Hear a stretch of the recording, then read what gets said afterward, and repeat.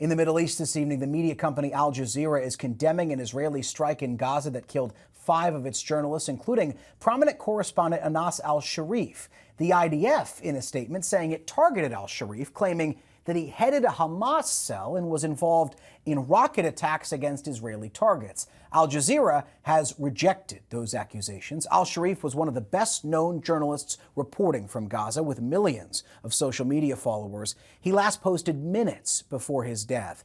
And it comes as the Hamas-run Ministry of Health reports that 69 deaths occurred across the Gaza Strip in just the past 24 hours, including 29 Palestinians who were seeking aid. For more on this, we want to get to right to Ahmed Fouad Al-Khatib, who's been a senior fellow at the Atlantic Council and head of the Realign for Palestine project. Ahmed, welcome into you, sir.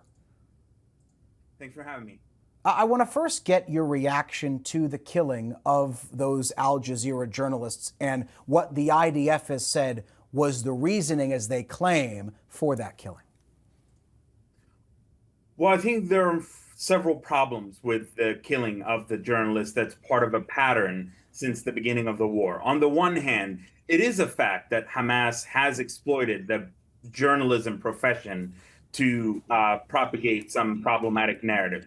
On the other hand, I think the timing of his killing and the assassination of his entire team outside of the Al Shifa hospital, right before the Israeli operation commences in the Gaza Strip, may send a signal that there's a desire to stop him from broadcasting to the rest of the world what is happening or about to happen.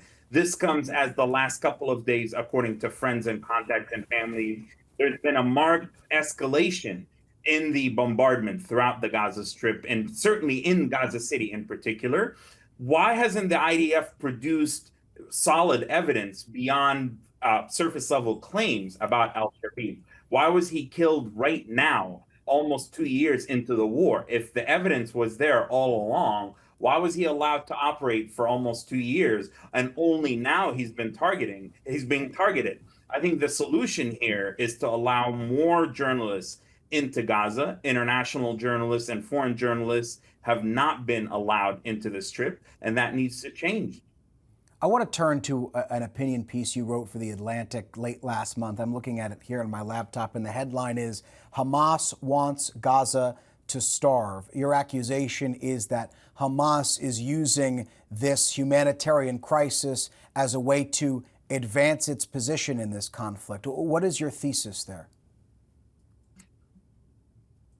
It is absolutely the case that Hamas, the only thing they have to face off against Israel is a campaign of public relations, is to cause massive global outcry against Israel, against the Israeli campaign, hoping that diplomatic and international pressure will cause the war to end somehow, or will produce diplomatic conditions that are favorable for the group to reach a ceasefire and a hostage deal. And what I argued is that, unfortunately, members of the Israeli government and the Netanyahu's cabinet have fallen for Hamas's trap, have fallen for this strategy in the form of restricting some of the food delivery for a period of 77 days, and then allowing the Gaza Humanitarian Foundation to operate in a limited fashion. And so I argued that the way to defeat Hamas, and the way to one of the many ways to defeat and undermine Hamas and undermine their narrative,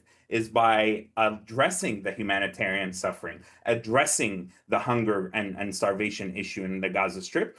Some of those efforts have been underway for the last 2 weeks to allow for greater shipments, not nearly enough, but to allow for more food to go into Gaza. I think the question is, once the Israeli military goes into Gaza City, once the million people are forced to displace to the south, from the north to the south, what happens to the humanitarian conditions? I warned that if we fall for Hamas's trap, this is one way that the terror organization is hoping to use the suffering of its own people to generate international pressure to stop the war that it started.